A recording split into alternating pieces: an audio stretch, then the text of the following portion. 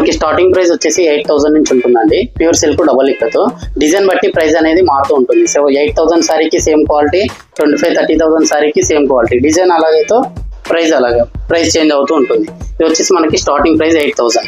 మనకి ఇలా full tissue వచ్చింది అనుకోండి, ఆల్ ఓవర్ శారీ వచ్చేసి మనకి ఫుల్ జరీ వస్తుంది. ఇందులో ఈ శారీ వచ్చేసి మనకి 14,800 పడుతుంది శారీ కాస్ట్ డబల్ ఇక్కత్.